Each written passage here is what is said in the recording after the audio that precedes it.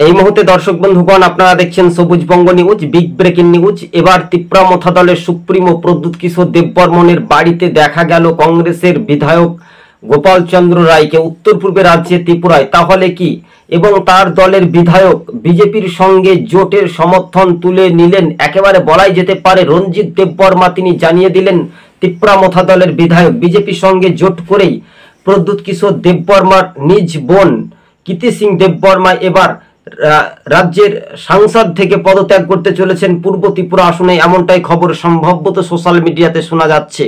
তবে হ্যাঁ, আপনাদের সাহায্যে আপনাদের সহযোগিতায় মিলে আমরা কিন্তু দেখানোর চেষ্টা করছি বারবার করে তাদের প্রতিশ্রুতি পূর্ণ হয়নি বলে এই কথোপকথন দেখা গিয়েছিল। তবে রাজ পরিবারের বাড়িতে দেখা করার পর একটা ইঙ্গিত আসে। তবে সোশ্যাল মিডিয়ায় বিজেপির কার্যত মণ্ডল নেতারা একেবারে তারাও কিন্তু রীতিমতো বুঝতে পেরেছে যে ত্রিপুরা মথা দলকে নিয়েই কি আমাদের একেবারে কাল হয়েছিল। তো এই কাল এখন কতটা স্পষ্ট হয় সেটা এখন দেখার একটা বিষয়।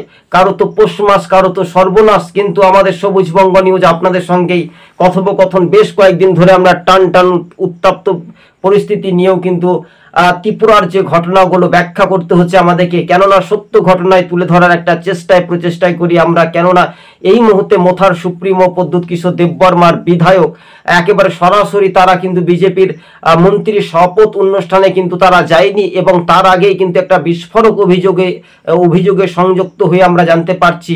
এবং মহারাজা প্রদ্যুৎ কিশোর দেববর্মার জন্মদিনেও কিন্তু শুভেচ্ছা অভিনন্দন পাঠিয়েছিলেন কংগ্রেসের হেভিওয়েট নেতারা। তো একের পর এক আমরা দেখতে পাচ্ছি কখনো বিরোজিৎ সিনহাকে, কখনো দেখছি গোপাল চন্দ্র রায়কে, কখনো দেখছি রাখু দাসকে। এই নিয়ে কিন্তু একেবারে স্পষ্ট হচ্ছে। তবে একেবারে ত্রিপুরা রাজ্য রাজনীতির মাটি এখন কোথায় স্পষ্ট হয় শুধু সময়ের অপেক্ষা বলে মনে করছেন রাজনৈতিক মহল। আপনারা দেখছেন সবুজ বঙ্গ নিউজ। আমাদের চ্যানেলটি ভালো লাগলে খুবই সংক্ষেপে বলার চেষ্টা করেছি। ভালো লাগলে শেয়ার করে সাবস্ক্রাইব করে পাশে থাকবেন। ধন্যবাদ।